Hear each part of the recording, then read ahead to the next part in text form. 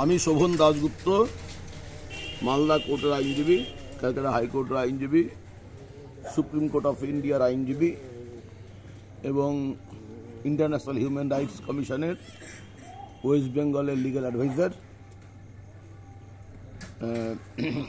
Anti corruption and crime ইরাডিকেশনের eastern region legal head. আমার পাশে দাঁড়িয়ে আছেন বাঁদিকে গীতা বাগচি, তিনি আমার ক্লায়েন্ট, অত্যন্ত সিনিয়র সিটিজেন, অত্যন্ত বয়স্ক মহিলা।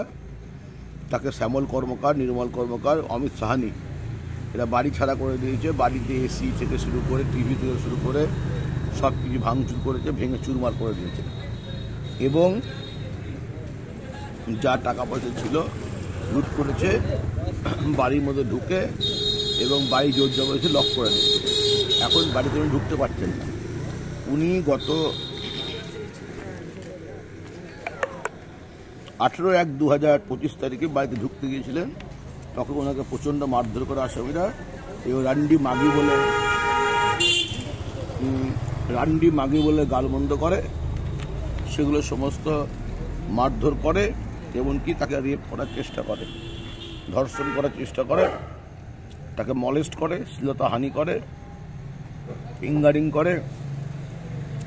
এছাড়াও গোল্ডেন চেন, 2 ভরি সোনার, 2 লাখ টাকা দাম যেটার, এবং গলায় এবং আঙুলে ওনার সোনার নেকলেস ছিল, মানে হার আর কি, এবং আংটি, এগুলো সব এরা চুরি করে নিয়ে চলে যায়।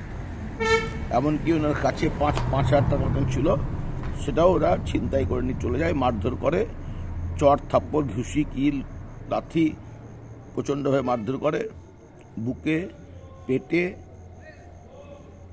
ব্রেস্টে এবং পেছন দিকে, বাটাক, পিঠে, সব জায়গাতে মারধর করে এবং তাকে বলে যে আজকে ছেড়ে দিয়ে গেলাম, তোকে ধর্ষণ করলাম না, এরপরে যদি বাড়িতে ঢোকার চেষ্টা করিস তো ধর্ষণ করে মার্ডার করে দেবো, এবং গলা থ্রটল করে, অর্থাৎ গলা চিপে ধরে হত্যার চেষ্টা করে। এই ব্যাপারে এই জায়গাটা হচ্ছে রশিদাদহ মৌজা, জেএল নাম্বার 107, খতিয়ান নাম্বার হচ্ছে এলার 547, প্লট নাম্বার হচ্ছে 207, মিটার বাস্তু, এরিয়া 1 ডেসিমেল, টোটাল হচ্ছে 3 ডেসিমেল। এছাড়াও ওনার স্বামী হচ্ছে শিডিউল কাস্ট, ওনার মেয়ে শিডিউল কাস্ট, ছেলে শিডিউল কাস্ট। বলে তোরা তাহলে শিডিউল কাস্টের লোক, ছোট লোক, উঁচু জাতির জীবন হতে পারবি না, এবং এই শিডিউল কাস্ট জাতি তুলে নোংরা নোংরা কথা বলে, গালিগালাজ করে, মান সম্মান হানি করে। আমরা এই ব্যাপারে এসেছিলাম মালদা পিএসএ। আজকে মৌলপুর হসপিটালকে দেখানো হয়েছে, কালকে আবার মালদা হসপিটালে নিয়ে গিয়ে ট্রিটমেন্ট করানো হবে।